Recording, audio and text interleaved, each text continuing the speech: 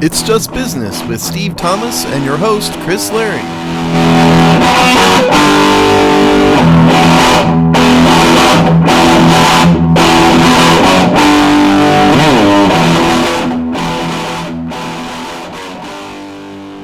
Hello and welcome to another episode of It's Just Business on the Hogstine Network, a show where we look at the dollars and cents of the sports, media, business, industrial complex in all of its simpleness, ultimately.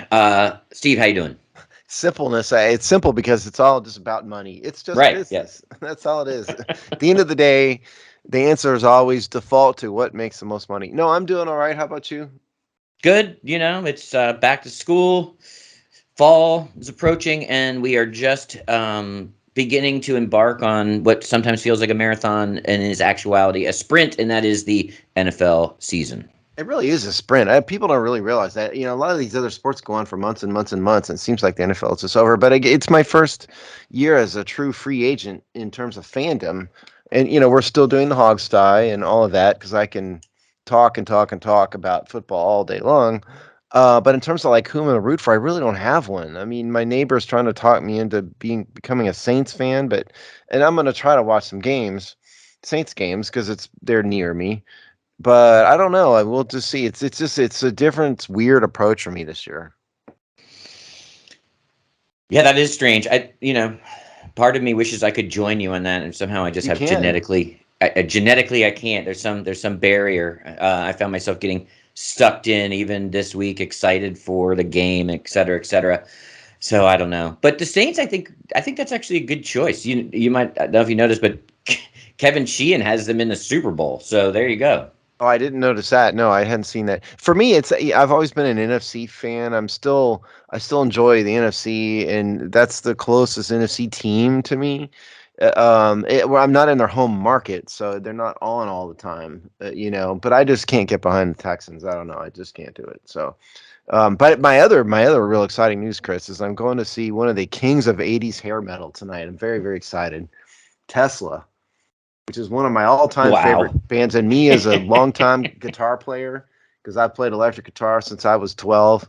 I love them because they're like the greatest bar band that's ever existed. I'm so excited.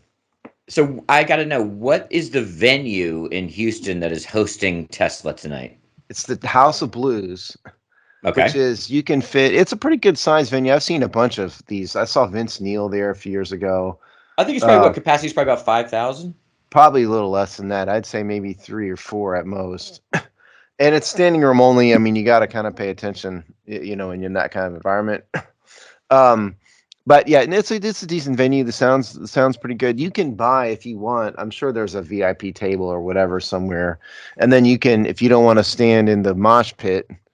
Not that Tesla has a mosh pit, but there's like an upper deck where you can buy like seats, which if I was someone who had a hand disability or something, I'd probably do that, which I'm not. But anyway, yeah, it's very excited. I mean, whether or not Jeff Keith can actually sing or not, or he's just going to be up there croaking is another matter. I will have a report at the next show. I have a sinking feeling, though, with his voice, so I may have to suspend reality just a little bit.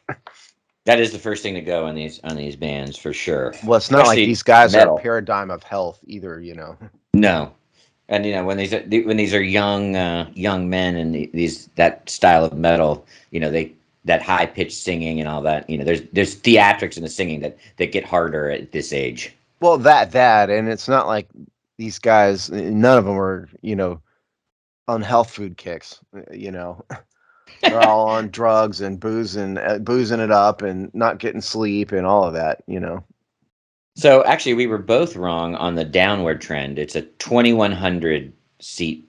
Oh, is that it? Capacity venue. Still pretty big. Hey, listen, I mean, that market. Club. You laugh, Chris, and I know it's not really your vibe. But there's a solid market for that stuff still to this day. That's why these bands are still touring, because they can. Oh, yeah, of course. They're not going to fill, a basketball arena, but they're going to fill a club like that. You charge $50 a head, they can make a little bit of money, I mean, the opening act isn't going to make any money, but I mean, that's the way it goes. I mean, they haven't filled a basketball hockey arena since 1988. And that's not a slag on Tesla. That's just the reality of It's that reality. genre. And when Yeah. when their epitome was. What was that?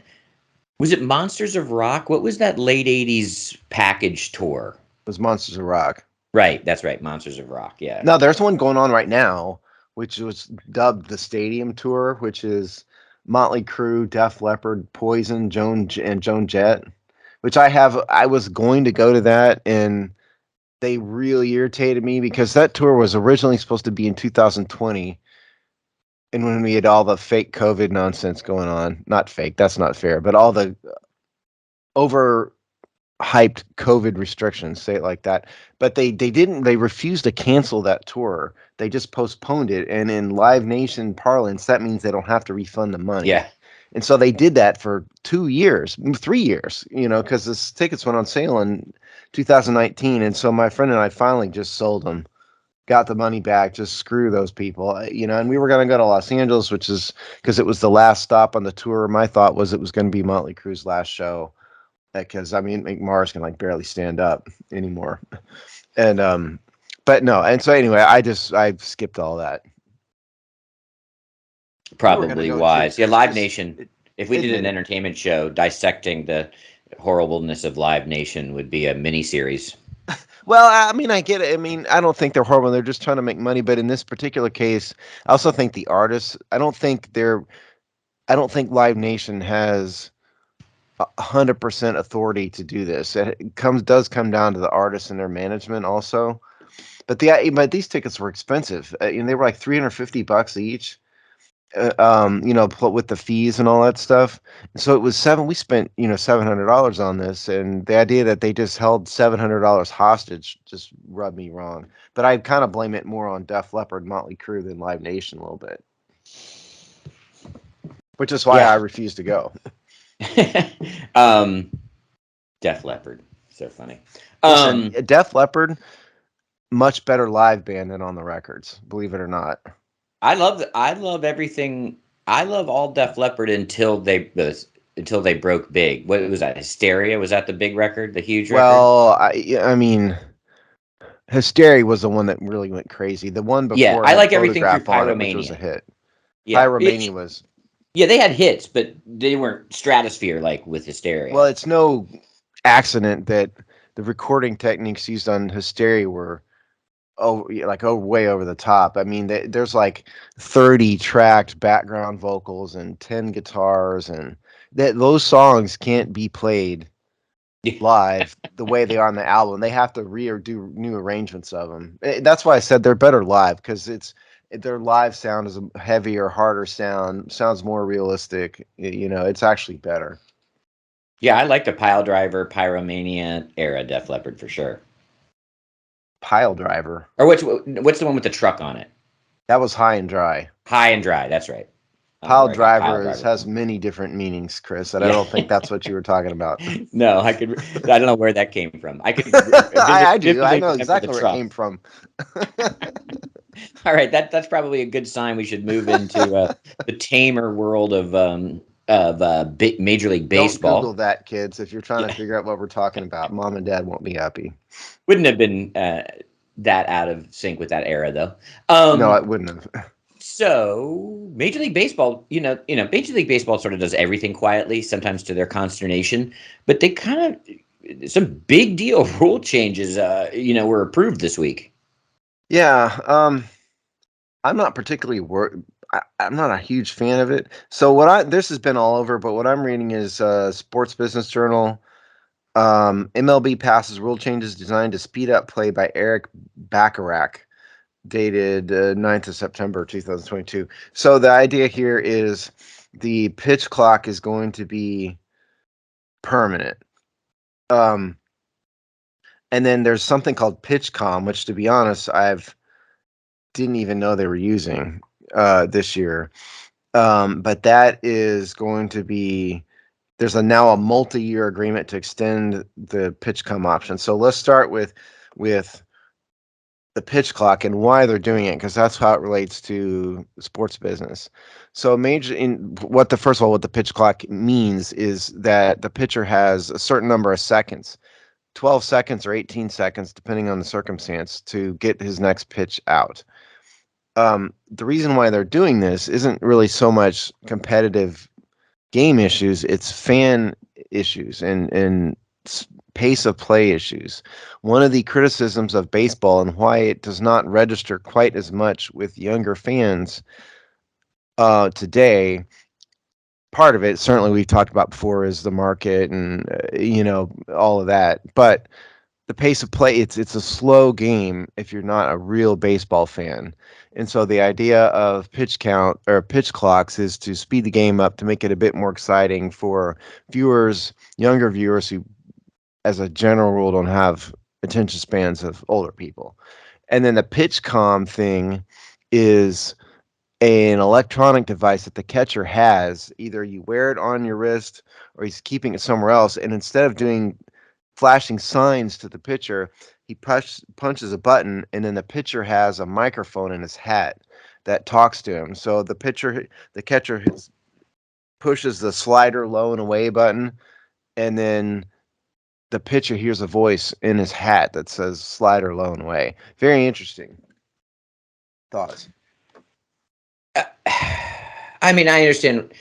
I'm not even remotely a baseball purist, and certainly not, as much as Steve. But there's something that rankles me about this. I have to say, that I think it's unnecessary tweaking. The pitch.com stuff I find really weird. I don't like the intercom. I mean, this is where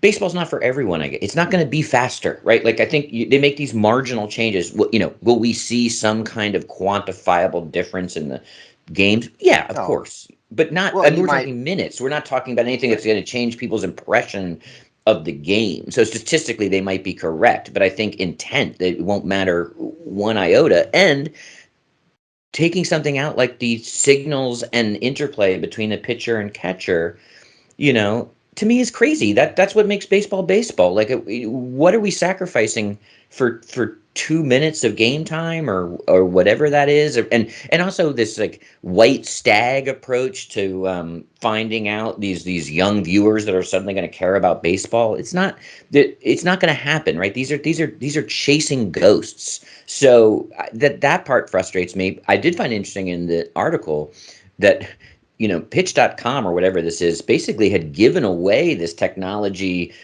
on spec, which paid off for them, right? It was a gamble, but it was a gamble that paid off because now baseball earlier than now they have a multi-year contract. Yeah. Right after less than a full season of basically pitch.com providing that service on spec.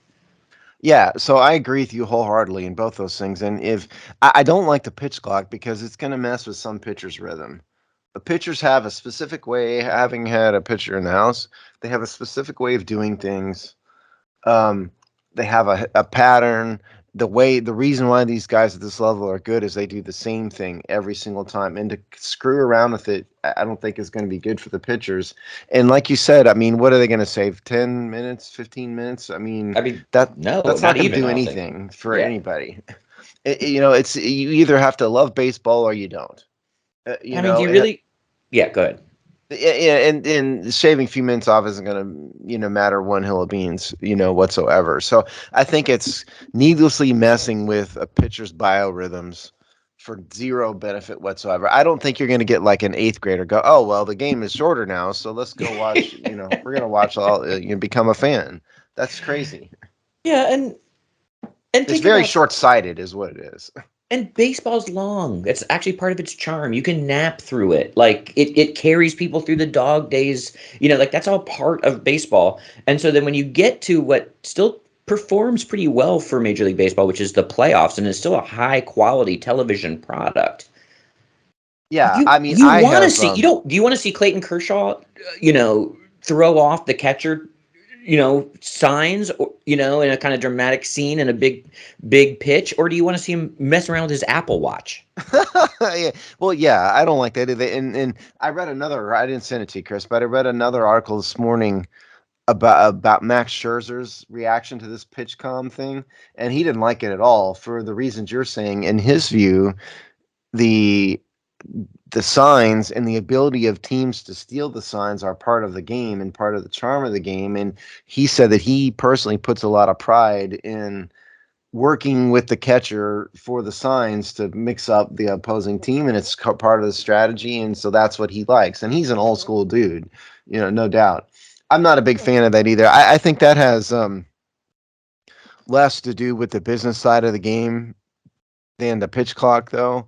The pitch com thing has to do with Major League Baseball's delayed and belated reaction to the Astros and Mets cheating scandals, or not the Right. Mets, the Red Sox cheating scandals. Because if they had this in the 2017 World Series, the Astros never would have cheated against the Dodgers, and history would have been different and all that stuff. But then that's great. It doesn't really offend me so much. I just think a lot of pitchers aren't going to like it.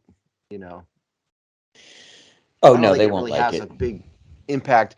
The only way it has a big impact on the business of baseball is in a very, very big picture.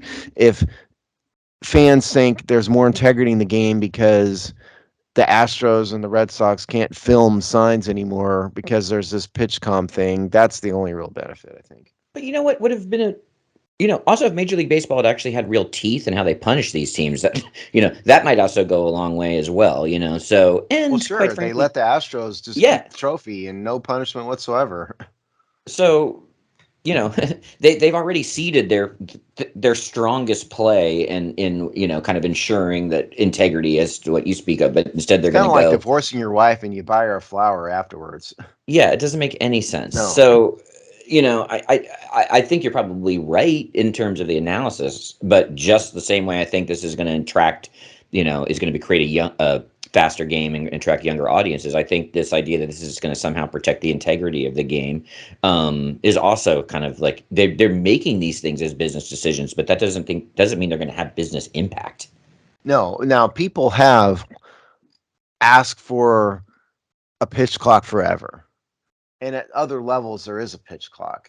But I just, like you, I just think it's a short-sighted answer to the problem.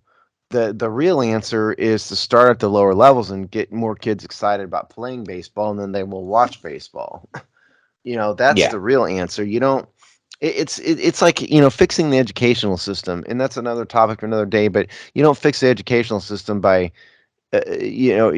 throwing money at universities. Well, you do that by starting at the local levels at the grade school level, and have more of an emphasis on education. I mean, anyway, that's another show. But yeah, I just think it's a bad answer to a problem that does exist, but it's not an answer to it.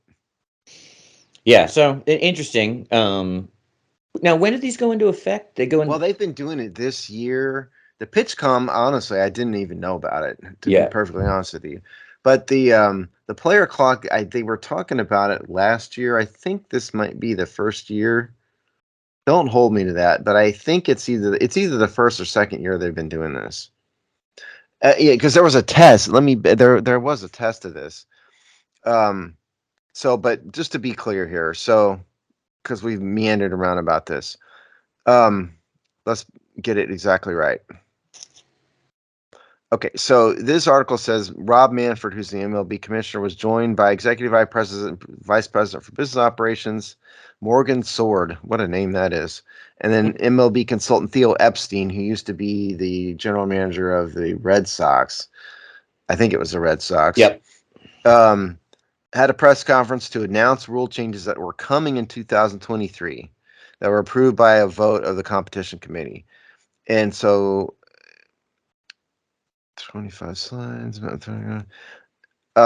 Yeah, and so it's going to start in 2023. I know they tinkered with this in the minor leagues in the off season and in that kind of thing, and they tinkered with other things too in the minor leagues, like a electronic balls and strikes thing.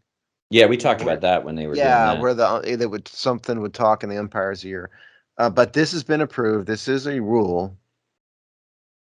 And I don't believe it's a test. It's just a flat out rule change. Implementation of a pitch clock and a ban. Oh, I forgot the ban on defensive shifts. That's the other one. And I don't think that's really a fan business thing at all. That's just them tinkering with the rules of the game because teams don't like it. So I don't know if that has any real business implications to it. But yeah, they sort of sneak it in. Pork. yeah, to me, I don't know if you just put the player, if the defenses want to have everybody on one side, so what? I mean, what does that have to do with the price of Team China? But whatever. But anyway, so the pitch clock thing will start in 2023. They're hoping it will attract a bunch of youngins because it'll be a faster, more fast-paced, exciting game, and that's not going to happen.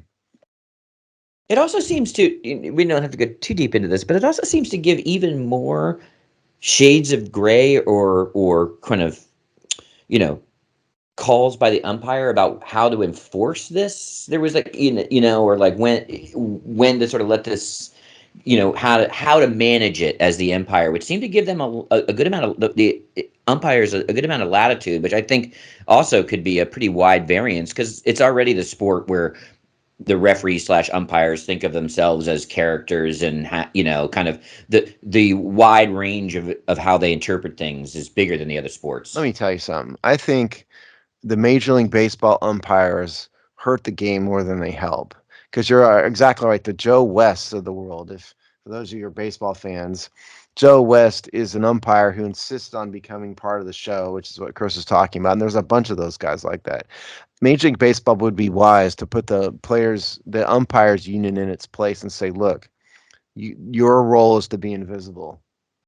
You are not a part of the show. You're not going to be a part of the show. And if you are, we will fire you. The fans want to focus on the game, not on the umps. But yeah, I don't know the logistics of it. You kind of have to have a play clock, for lack of a better term, in the stadium so everybody can see it.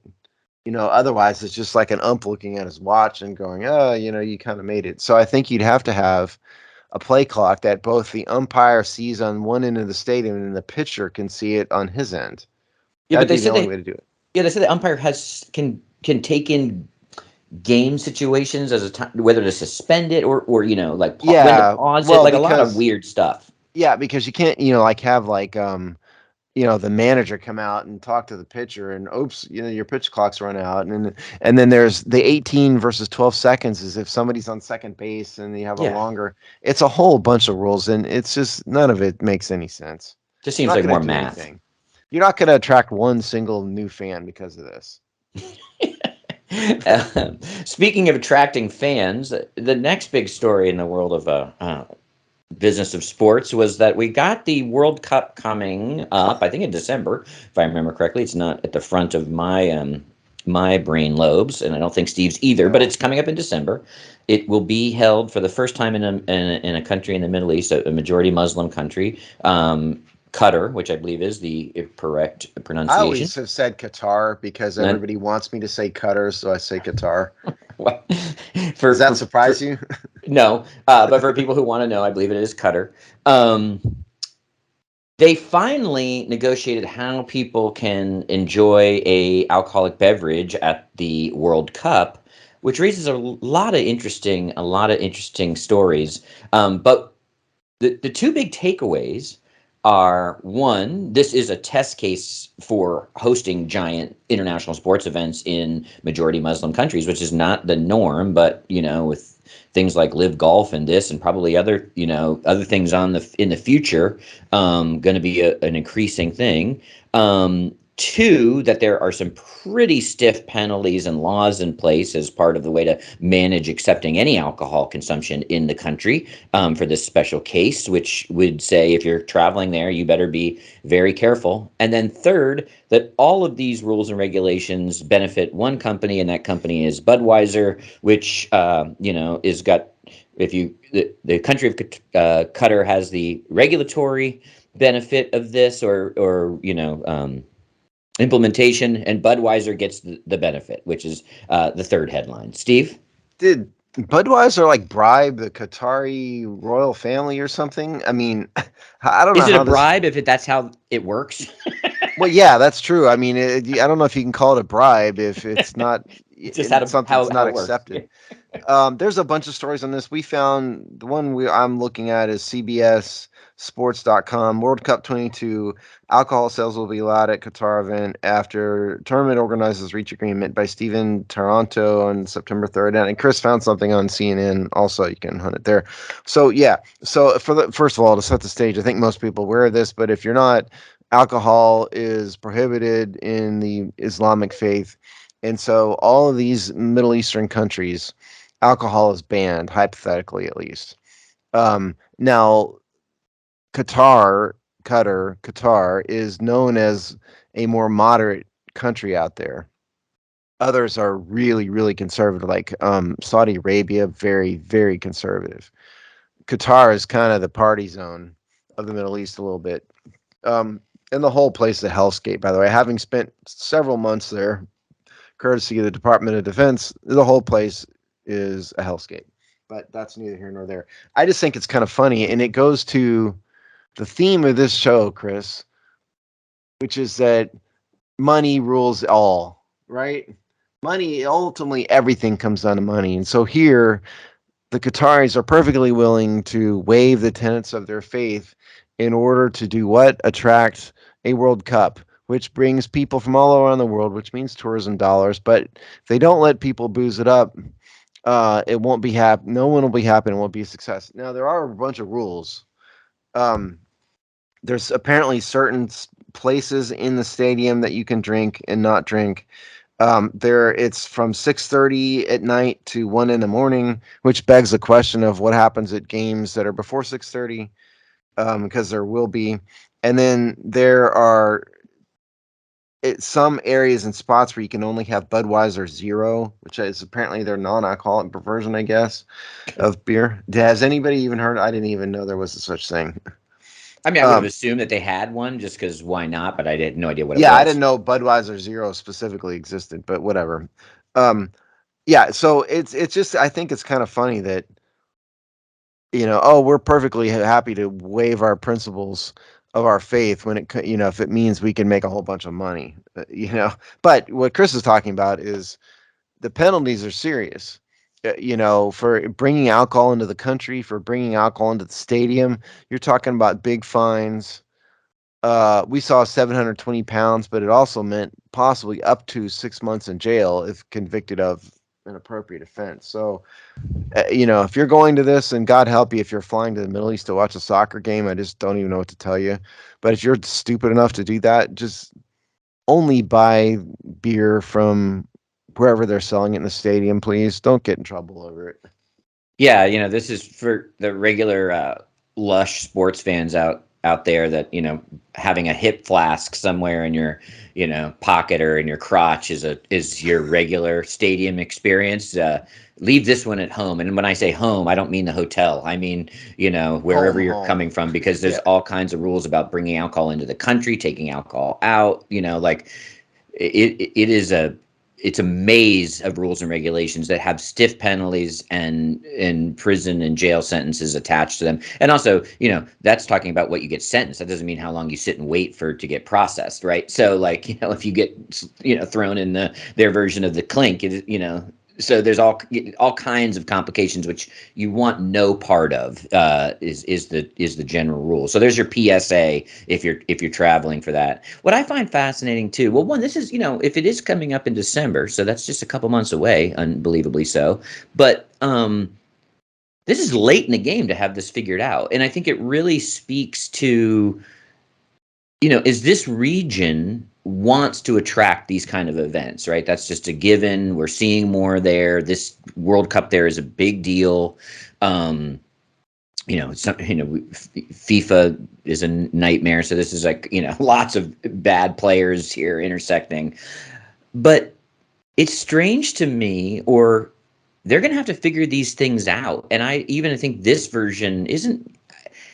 These are expectations of a sports fan in an international context, that if these countries aren't willing or can't provide a good experience, there might be this, trial period. But, maybe in 5 to 10 years, we don't see that many events there, because it's just like the rest, and this isn't I'm trying to really avoid cultural commentary too much, but Oh, go ahead. There are international expectations for sports fans about what that experience is, and if it can't be provided, then eventually people will know where their customers, how they need to be treated. Well, two things. One, it makes me wonder if ticket sales have lagged. Right. If they're because it is at the last minute. You don't do events like this at the last minute. It's the years of planning, and the fact that they're Especially changing beer sales. major rules a couple months beforehand makes me wonder if ticket sales are lagging. Because also, I mean, let's face it, this is not a vacation spot, for people in the West. Even for like the five of you out there who are huge soccer fans, are you really going to fly 15 hours to over there and stop off in Europe and catch a flight in the Middle East, just to go to the World Cup? A lot fewer people are going to do that. Maybe if you will in Europe, but um, it's not this. If you're having it in like London or whatever, a lot more people would do that. That's what I'm saying. And the other thing is there has been controversy about this in the past. I believe I'm right in saying at a year or two ago, there was massive controversy about the construction of the stadium. Do you remember this? I think we did a story on this. That doesn't Where ring a bell. Okay, so there were controversy about who were the people who were building, doing the construction on it. Am I right in this? It's Oh, right. Like what kind of just barely, low paid slave labor were they Yes. doing to put this together? Yeah, because see, having spent time in this place, um, there's a lot of indentured servitude that goes on. What they will openly call indentured servitude. Yeah. It's not me making a judgment. What they do is they'll go to like India and say, "Hey, we'll get you out of this hellscape and come work for us." And oops, how it works is you owe me this many thousands of dollars for saving you, and you're going to work it off. Yeah. And then they make like 5 cents, and so it's one half step from slavery, and that was the controversy. I'm writing this right. Yeah, yeah, and I've definitely not necessarily. I mean, yeah, I think you are right about it. A and B. I've actually read pretty extensively about some. It's actually in that giant. A lot of it was in that giant Facebook leak 6 months ago. Some of their basically released all their internal research about just how horrible they were. So they basically had researchers inside going, "We're really horrible," and and one of the things is just how much Facebook was being leveraged for basically those indentured servitude recruiters. Set up a Facebook group. So that like Facebook was the entry. They were getting very adept at using the Facebook platform to basically recruit and then capture, and that's really It's not on the up and up. It's not. no. No. And so, like, just how much basically Facebook had become the number one way in which those kind of indentured servants were, I'm just going to say it, captured into that labor. Yeah, I just want to emphasize this is not me making a judgment. This is literally what goes on. And that was the controversy with this stadium is there were a whole bunch of people there, and I think there had been people that had lost their lives and stuff and just marched on. And so they had that, and then they have, I would assume, lagging interest because it's not a great place to host any state. The reason why, why it's in December is that the place is freaking hot. It's just unbearable in the summertime. It was routinely 120 degrees. When I was there in the spring and summer, and it's just horrible. And so the only way you could really do it is in December, in the late fall when it's not quite as hot. So there's just a lot of challenges there. Um, and I think this is, again, they're perfectly willing to concede religious principles if in order to make the event a success. Because if this is a steaming hot pile of dog doo-doo, nobody's ever going to have one of these events there again, even soccer. So they have to make it a success. Yeah, no, and there's a lot riding on it. This is definitely a test case, sort of on all angles. Because yeah, I mean, the other thing you could do is like an Olympic Games. I mean, hypothetically at least. I mean, and Lord knows the Olympic Committee's put games in all sorts of areas that have horrible human rights, records. China, the Soviet Union, or Russia. All these are recently. So the Olympic Committee will put games everywhere, and they seem to hate the United States. And so it wouldn't surprise me outright, or too much rather, if this is a success, leads to a serious Olympic bid, and that is a lot more money. Yeah, no, I totally agree. So interesting. And, the fact that, all these things under the guise of like simplicity, or, who's willing to enact these self-inflicted restrictions in terms of their own sales. But, of course it goes to one vendor, right? Like, so, what is that about? I don't get it. I really don't. I think they would make an argument that if with this much regulation, that dealing with one vendor and coming up with adherence to those rules and regulations is the simple answer. That would, to me, probably, like, it's easier to manage if we have all this maze of regulation than dealing with one vendor, one government, and then one, FIFA, the governing body of the sport. So, maybe so. Simplicity is three. And there's probably some truth to that, but I think it's an excuse as much as anything else. And by the way, listen, I mean, again, having had a vacation there courtesy of the Department of Defense, there's a lot of hypocrisy that goes on with regard to alcohol and partying over in the Middle East, just generally. The lower level people, meaning the normal folks who are not related, not rich, and not related to somebody in the royal families, are expected to adhere to these things and will go to jail if they don't. But there's a lot of closed door drinking and hookers and everything else that goes on amongst kind of the Illuminati, if you will, over there. And so I find the whole place to be very hypocritical. And so the reason why I say all this is it does not surprise me that the folks in charge are willing to compromise their principles a little bit to make money, because they're really already compromising their principles. They don't really, a lot of those folks don't believe in the things they preach over there. Well, the number one way to look at that, which is just demonstrates that this is already in effect, outside of sports and sporting events, is, especially in the United Arab Emirates and a few other sort of similar countries in the Middle East that are very business friendly, right? Very international. That's been, relatively speaking, they are, at least. Well, that's their goal, right? That's their long-term plan, and that's what they've established themselves as. They just grant, like, whatever, I don't not get the details right, but international leases to these big hotels. And then so the second you cross the line into these big hotels, you might as well be in Paris in terms of, like, the sort of libertine lifestyle. So, like, you just cross the border into one of these big hotels and, it's everything goes. Oh, well, yeah, that's like I said, it's even in the strictest of countries, like even in Saudi Arabia, the stuff that goes on in the oil sheikh's mansion is not close to the same as what is going on in the streets. So, and who's running?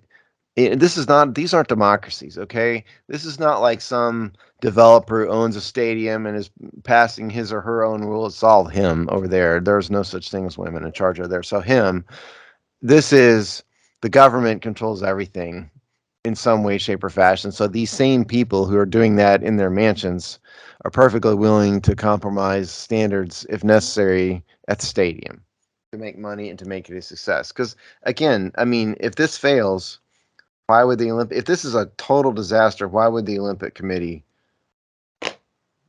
put an summer games in Qatar or UAE, one of those two places? Right. All right, so that'll be good. We'll probably hit this story a few more times as the World Cup actually plays out, and we see what happens. Now, speaking of seeing what happens, is now we're in a weird spot where we're talking about the kickoff of the NFL season, and by the time you listen to this, the season will have kicked off.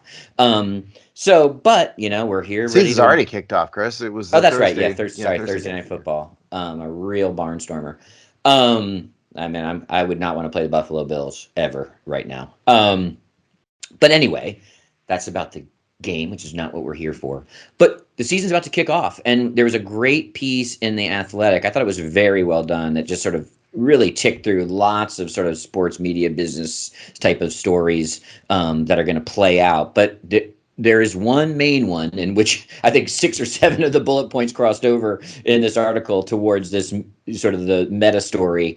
And that is, considering how healthy the NFL is in all aspects, means that it's kind of boring in some ways. So the interesting level that everyone's going to be looking at is Thursday Night Football starting next week on Amazon, and all the implications that has. And it's early, but some of the early data, including stuff from last year and some trial balloons that they've already done, it's not awesome. I mean, you're going to have They don't know how to count it yet, and they've hired Nielsen to help them figure out. So we will get some better ways, hopefully.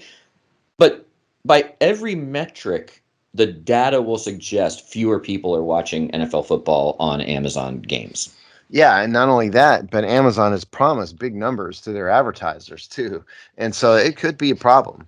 It really could. What Chris is talking about is there's a couple Amazon athletic articles that mention this, but the one I'm looking at is called "How Amazon Prime Aims to Draw NFL Viewers to Streamed Thursday Night Football" by Daniel Kaplan on Thursday, August 25th. And then there's the other one that I found. Give me 1 second. Open it here. That goes through a whole bunch of a variety of NFL issues. Why Joe Buck is feeling pressured, ESPN and 18 other broadcast notes ahead of opener by Richard Deitch, September 8th. So the obvious problem here is that Amazon is a streaming only platform that requires a membership to watch it. You have to have an Amazon Prime membership. I don't have Amazon Prime. Do you have Amazon Prime, Chris? I do. Okay, I do not.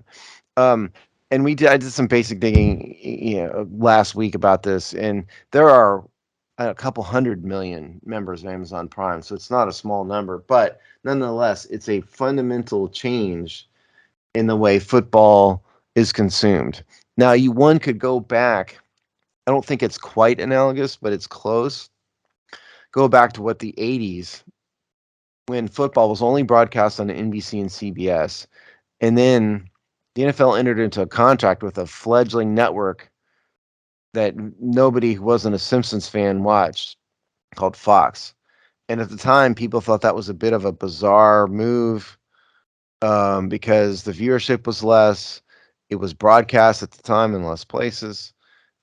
But it obviously worked out, gangbusters, and they're making billions of dollars off Fox today.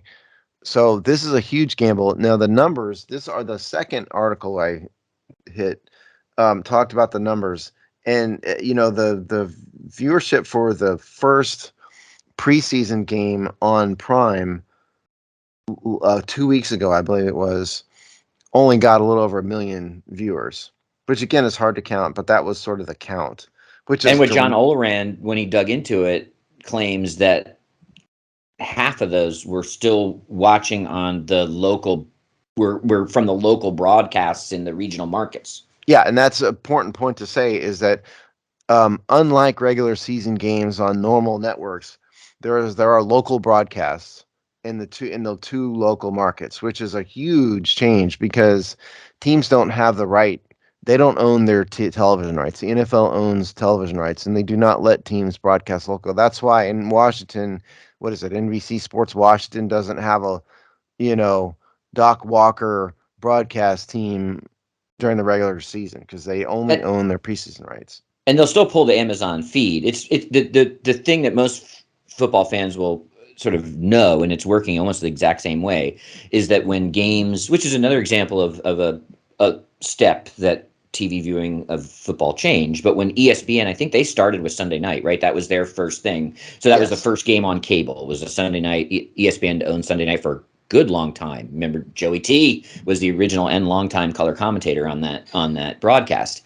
But that they also did. So if you didn't have ESPN, but it was Washington, Philadelphia, you could still watch the ESPN feed on your local markets in Philadelphia and Washington. And this will work basically the same way. And I think it's a concession, knowing that not everybody has Amazon Prime. Now, it's important to note that this is not a test. This is not a test bed. This is a multi-year contract worth $11 billion, I believe it is. This is the answer going forward. So, look, I mean, aside from some illegal streams, which will probably be out there, I would assume, although I guess it may be harder to hack Amazon, but you're just going to have to either have Amazon or know someone with Amazon, or you're just not going to watch these games. That's just the way it is going forward. And so from a business perspective, it's fascinating because why is Amazon doing this? They want to make money. How are they going to make money? Two ways they make money are advertising and then increased Amazon Prime memberships. this is how like HBO makes money on Game of Thrones, right? There's no advertising on HBO, so the only way that it's profitable to them is if there is increased viewership or increased membership, rather. And this is the same with Amazon. And so then the next question is, will people become Amazon Prime membership members only during the football season and then quit? Because a lot of people do that with HBO. They'll become members when their shows are on, and then when they're in the off season, they'll quit. It's So harder though, so because it doesn't work like that, which I think is a captured victory for Amazon. You can only sign up for Prime by the year. oh, okay. So you have to up for a year. So at that point, even if you don't re-up, they've captured you for a year, not a month. So right away they're ahead of the game. And by the time the year clicks back over and you want to watch You'll be Thursday back night on games football again, again. you're probably, unless you were really disappointed for whatever. But you're basically totally right. What I think, two things about this. One, I think we will, maybe this goes all year, but there will be an overreaction to what is inevitably the low performance of the Thursday Night Football on Amazon, and there'll be, lots of think pieces and lots of teeth gnashing and all that. I think all the people involved expect that, quite frankly, because this is a long game. This is a transferring the way people watch. It's kind of being ahead. I mean, we're fairly sophisticated about this because we talk about it and yada yada. But like the reality is, there's a gap there's still like an early adopter gap here in all the streaming TV, and then the sort of mass reality. But the smart move is that way. So this is this is not a short-term strategy. So they're prepared for the lower viewership and all of those issues, knowing that eventually things will catch up. So there'll be probably an overreaction about the low performance this year, and it'll grow, and they'll be right over time. Yeah, and they know. I mean, they know it's going to be low. Everybody Yes, does. exactly. So these are all calculated risks. The thing what I think you might see the reaction to the overreaction is I will not be surprised if by next year, because lots of people have Amazon accounts that are not Prime, right? So there's that second tier of captured potential audience. They have it because they want to log in or they want to buy things, but I'm not paying for Prime. You can be That's both. me. Yeah, exactly. So I they'll buy start. like things like once a year when I Yeah, absolutely have to from Amazon, and that's it. they will start selling individual games. They will, so like I just gotta watch Chargers Chiefs. I think by next season, as a non-Prime Amazon member, you'll be able to say, "Here's Pay $4.99. $5 or I whatever gotta and watch watch a Raiders game. Chiefs." I think that'll be the reaction to this year. Is my prediction. That's possible. Yeah, I mean that would be the smart thing to do. I always wonder why they didn't do that with DirecTV too. But Yeah. and I always wondered why DirecTV the rules for their streaming package were so stupid. I just never. But Amazon already has all the infrastructure, right? Like some degree, Yeah. DirecTV would have had to build that. Amazon has to build nothing. They just have to Well, turn it just as on. an example, I tried to subscribe to DirecTV streaming NFL packets. I think it was last year, and I was told I don't live in the right area for this. Now, Chris, you live in New York, and you are in the right area for that, and you do, at least you did, Yeah. do No, streaming. I'm gonna I hold got my a nose and message. sign up tonight. Yeah, I got a message back from DirecTV that said a suburb you live in does not qualify because you're in a suburb. You have to live in a bunch of rules. You have to live in an urban apartment, and this and that.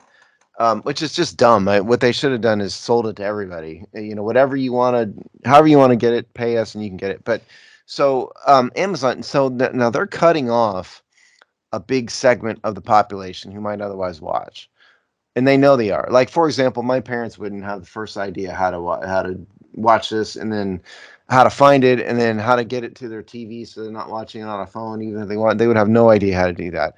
And they're certainly not the only ones. There's a group of people who just don't do this and they don't live in this world at all. And those people are just not going to do it. So the idea here is to integrate, slowly get people to just accept that this is the future. And then the young folks, it'll be easy. And if you fast forward, the theory goes 5, 6, 7 years, then now it's not weird.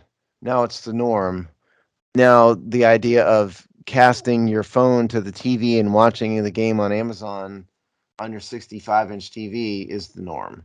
Where it is now for a small group of people. a much larger group of people. I don't even know what I'm talking about. But frankly, those people are aging out of the market anyway. And so this is the idea: is the long play for the young people. Let's get used to this. This is the wave of the future. That is what's happening here. And also, the thing to watch into the sort of real, deep business prognostication and forecasting, what they're probably looking at is smart TV sales. And smart, just like how you had those big box TVs and then flat TVs were sexy and expensive, and then no one had a TV with a back anymore. It's that what's happening with smart TVs is already there. You're not, in a year, 2 years, you're not going to be able to buy a dumb TV, so all TVs will be smart. And at that point, you can go over to your parents. I've literally done this already. You can just set up a one button click to Amazon. What's your Amazon Prime account? Let me plug it in. And the TV will just work one button click. So I think the integration and improvements in how you run a smart TV, that's when you will just have a one button click to Amazon, and then they'll be throwing the Thursday Night Football right there. So it's 2 clicks at max. The smart TV is what's going to drive this. Listen, so a few months ago, I bought a TV for my home office. My home office never had. I subscribe to Xfinity. This office does not have a cable plug in this room because when it was built, they just didn't do it. So I had to find a streaming only television set, which for me is a big deal. This remote that I'm holding has an Amazon Prime button on it. Yep. And so and I signed into my Xfinity streaming thing. I signed into Netflix, and then you literally just push a button and boom, it pops up. And so that's the idea. This Xfinity can do this, so, if they want. But the idea here is you have all this stuff bundled on one TV. You press a button, it comes up, and it is no different from today. But I'm talking to someone who's 65 and trying to explain this is not something that Amazon has any intention of doing. Again, they're trying to hook in the 12-year-olds. This is life now. This is how it works. And then it becomes not a big deal. Now it is, but fast forward, it won't be. Yeah, and I think by 3 years from now, you won't need your phone or your computer. Everything will be integrated into the TV. And that's part of their bet. Oh, yeah, absolutely. And if you know how to do it, you don't need your phone now.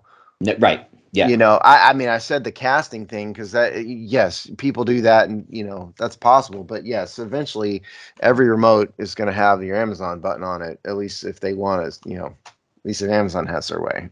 But there's no doubt that we'll be talking about the perceived, because I think they're factoring for it, low performance of the Amazon broadcast. It's just going to happen. It has to. Not everybody. I don't have Amazon Prime. I have a sort of philosophical objection to Amazon, so I don't like giving them money, and I'm not going to give them money. Whereas it's a lot easier for me to turn my TV on, flip to Fox, NBC, or ESPN, and just turn a game on. And I don't have to worry about it. And so there are a lot of people like that. So they know that viewership is going to be down. The way that they will deem it a success is they have a number in their head. How many more Amazon Prime memberships do we want to sell from this? They know it's going to be small in year one. They have a number. That's going to be how they measure success. How much more business do we get in year one? And then they're going to hopefully get more and more and more as time goes on. And quite frankly, and we've talked about this many times, these NFL TV contracts are always conceptual loss leaders for these giant corporations, right? So, the idea is think of a Best Buy, right? And I know no one buys CDs anymore, but go back in your memory bank. Go ahead. But, so when CDs were all the rage, Best Buy would advertise all the hot bands and artists, and you go, oh, I'm going into Best Buy. They were taking a loss on every CD they sold. They knew that was a loss leader. But what they hoped at a Best Buy was that you walk out with a new washer dryer, you walk out with a new refrigerator, you walk out with the new DeWitt power tool at $400 or $500. So, in some ways, obviously the NFL is bigger than a compact disc, but in some ways the NFL operates similarly to these giant companies because it's a high tide lifts all boats. So they can absorb short-term losses or what to us look like, exorbitant media fees. Well, and Amazon is bigger than everybody. I don't know if people out there fully comprehend how big Amazon is. Can you look up their market cap real quick, Chris? Or do you know what it is right off the top of your head? Amazon is one of the biggest countries in the world, or one of the biggest companies in the world. The difference is becoming negligible, Steve. Well, yeah, that's true. It really is. Their market cap might be the GDP of Brazil, you know. So yeah, I mean, there's a strategy in this going forward. 1.36 trillion, just so How much? we have the 12 number. trillion? Did you say 12? 1.36 trillion. So that is bigger than the GDPs of most countries in the world by a lot. So, and Amazon dwarfs the NFL. They could buy 6 NFLs if they wanted to. Amazon dwarfs everybody. It's people don't totally understand. Amazon dominates everything. They dominate the internet. If you don't know this, they control 75% or so of websites out there, and in terms of hosting. Amazon Web Services. Yeah, Amazon Web Services is like the elephant in the room that nobody knows about. And Jeff Bezos kind of started this as sort of a long game. He was laughed at. Yeah, he's been a gambler his entire career. Amazon was a loss leader for like a decade or more than a decade. And every year he's expanding into other things. I think Congress is going to break him up at some point. The NHL. They'll definitely get involved. Yeah. But the point is, this football thing seems weird to some people, but this is nothing new for Jeff Bezos. This is the most Jeff Bezos thing ever. Yeah, so I'd say here's my pro tip to the listeners out there. Be very, very cynical or questioning or just raise an eyebrow to any article this whole football season that talks about Amazon taking a beating in the NFL in this year one. You should immediately think this person really doesn't have the author does not have really an understanding of what's going on here. Or they have an agenda against Amazon. Right, that might be the case. All right, so Steve, this is the fun part. We saw what we're talking about now. What sports media business story about the NFL will we be talking about in January?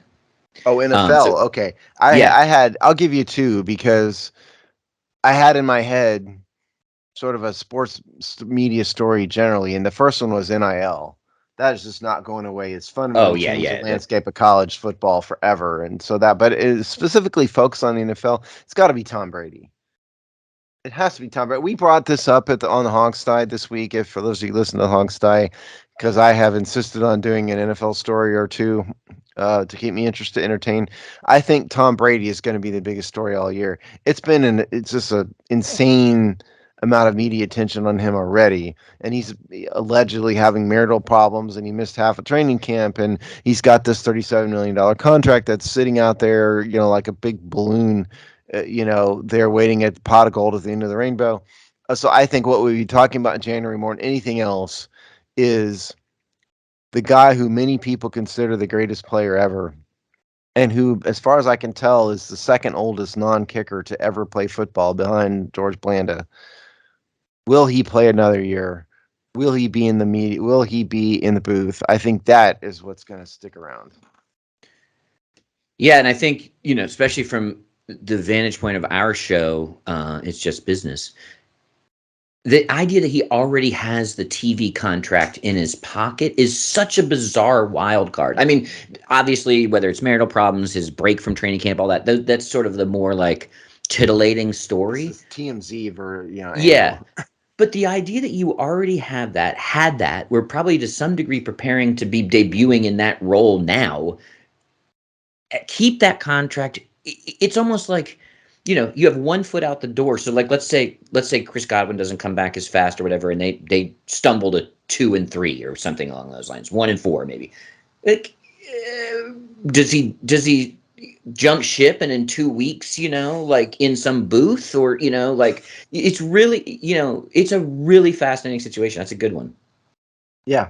That's a good one. And I don't understand what his what he's thinking. I really don't. Why are you still playing? I mean, maybe it's that he doesn't want to be home. Maybe there are marital problems, and I don't care. I mean, I'm not into that kind of thing. If you guys want to do the TMZ stuff, feel free. I'm just doesn't interest me. But why is he still playing? He's won, what is it, 7 rings, 6, 7 rings, whatever it is, a lot. League MVPs, the small room in the Hall of Fame, all of that. Why are you risking your health at 45 years old to go out there and do this? I don't understand it, particularly when he's got $37 million, sitting there waiting for him. Even if he's blown every penny, which he hasn't, he's probably the wealthiest player in the NFL. Even if he has blown it all, you have generational money sitting ahead of him. You're going to risk it by playing in the NFL another year. It's crazy, I think. It's definitely weird. And we haven't even touched on the whole bizarre Sean Payton Miami Dolphins part of this too. Oh, I know. Was like that whole clandestine way that might have been. So you add, which is its own level of strange, and you add that into this already strange mix. And I agree. So mine is, sort of builds on what we were talking about with Amazon, although it's going to go in a slightly different direction. What we'll be talking about, or what the conventional wisdom will be talking about in January, is the sneaky success of the NFL on Peacock. Now, Peacock is not doing very well in the streaming wars against the HBO Maxes and the Netflix, and it's sort of stumbling around, and it's got some, it obviously has. They don't have enough good original content. That's why. It's hit or miss, and even the stuff that's good, people aren't seeing or finding. So. But they'll have you can watch every, NBC broadcast of Sunday Night Football on Peacock, so if you're a cord cutter, you can still, if you sign up for Peacock, you can still watch Sunday Night Football. They are sort of, but it's an auxiliary product for them, right? It's exhaust. They're just going to of course, we'll put it on Peacock and promote it.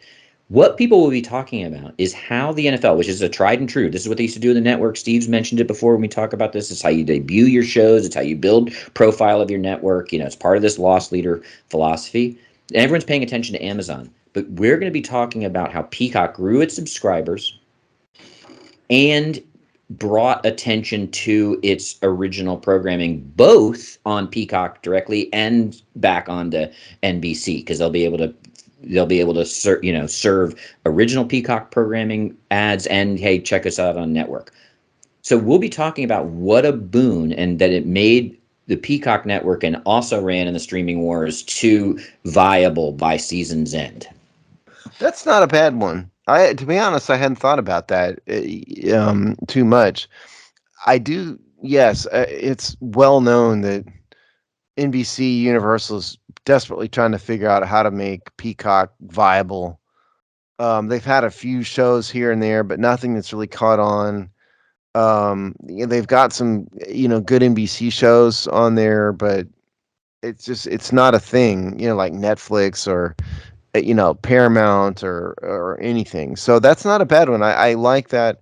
And, it continues the cord cutting philosophy, and it brings NFL football games into kind of like the Amazon store we're talking about. It brings a new medium to NFL football that will, again, capture the young for the most part. We don't have cable. How do I watch it? Oh, let's just pull up Peacock. That's right. So if you tell somebody in September or now that they can pay $4.99 a month, which I think is a pretty low, they sort of kept their price low because they got to compete. I think it's $6.99. There's probably a couple of non-commercial tiers or whatever, but let's just say it's $5 a month. So you're going to tell somebody who's a cord cutter, has no way to watch, cable football broadcasts, that's network broadcasts. Hey, you can get every Sunday night game and every NBC playoff game. That's compelling. $5. Yeah. Yeah, no, it's good. And again, it's the sign of it's sort of the wave of the future, and it's a bit of a proof of concept. Because most of these that networks have, I don't know what CBS is. I know they have one. Yeah, it used to be called They're the similar boat as Peacock. Early All Access or something. Paramount. They changed that. It's Paramount Plus now. Oh, that is okay. And then ABC is Disney, and so there's Disney Plus. So all the major networks have this. Fox, I don't know what Fox has, but Well, they still have a deal. I think you can do some of this. Hulu will start to benefit from this too, because I think maybe those are just, they have some games on Hulu through, because Hulu was originally now it's all Disney, but there was a multi-network agreement. So there's some of this going on Hulu, but not the same way, kind of vertical integration of Peacock. But clearly, to your original point, clearly NBC is banking on this as a major boon for their Peacock Plus, whatever it is, network. So I think that's a good story. I like that. We'll see what happens at the end of the year. I'm trying to see who has the Super Bowl, because theoretically, and you know, if it's not this year, it'll be in the rotation. You know, you'll be able to watch the Super Bowl on Peacock the year NBC has it. Presumably, yeah. 2, 3 Super Bowl. Let's find out, shall we? 2023 Super Bowl City. Doing this live on the air. I want to say it's Vegas, is it? No, it's New Orleans. I'm looking for the network. Oh, it's Fox. So it won't, you know, but whenever the rotation comes up, NBC, which they're in the rotation as the new, as per the new deal, you'll be able to stream the Super Bowl without having cable. Absolutely. And then the wave of the future on ratings management is to count the streaming viewers as viewers, because yeah, go ahead. No, because it has in the past appeared, and we've talked about ratings and stuff on a regular basis here, and sometimes ratings look like they're lower, but when they're really not, because a lot of people are watching this stuff streaming one way or the other, and those numbers aren't captured. Because you notice that Amazon hired Nielsen to figure it out. I think that's huge. Yeah, it is. We won't in a couple. That's part of this. Like, what are the ancillary benefits, or benefits, I guess in quotes, of this move? Is that this, because of the size of NFL and the need to quantify it, this basically forces, or pays Nielsen. I don't say they were like forced to do it. They got a big contract, but this makes it where Nielsen has to understand the modern TV environment quantitatively, because football is now part of the mix. And how Nielsen does it, I mean, this is their job. When I was a kid, I remember we got picked as a Nielsen family for a week, and what they did back then, the diary. Yeah, that was exactly right. It was a diary. And I remember writing a couple things in there that I missed that I wanted to support. And so I wrote in there that we watched this, even though I didn't. But I guess that's sort of along the modern version of that, maybe what they have to do, in the beginning to measure it, Yeah, they're always tweaking with these formulas, So, it's always I don't say this, it's always somewhat. Rigged is a strong. Rigged's not the word I mean, but it's always artifice, right? It's not like it's always an extrapolation to be able to quantify. Oh well, sure. You can't survey everybody. I mean, it's a big math calculus problem, basically. Yeah. Right. The people that do it are smart about how to do it, but it's always Nielsen is not based. Nielsen is not fly by night. No. Like if you do political polling, we're not a political show here, so I'm not going to pick one or the other, but there's good real political polling, and then there's nonsense political polling. Yeah. Like the polling done by networks typically is nonsense political polling that's just designed to kind of push the agenda of that network. But then there are political polling outfits that are widely respected and are very accurate, and they have a scientific method sort of process of doing it. And that is Nielsen. Nielsen's on that end of it. For sure. All right, Steve, give everyone an update about engaging with actual football content on the Hogsty. Okay, so the Hogsty podcast, for the first season of its existence, is now a once-a-week show. We are releasing shows on Thursday morning now that will cover, we are basically essentially eliminating our game recap show. And we will have one show a week where we are discussing Washington's prior week and in the week to come, and all the news in between and whatnot, and cover some NFL topics here and there along the way. Rick Snyder has his Seasons of Discontent that is in full swing here. He does 2 shows a week for that, and then we have all of our regular written content. All right, and we'll see you in 2 weeks. Enjoy the NFL season. Absolutely.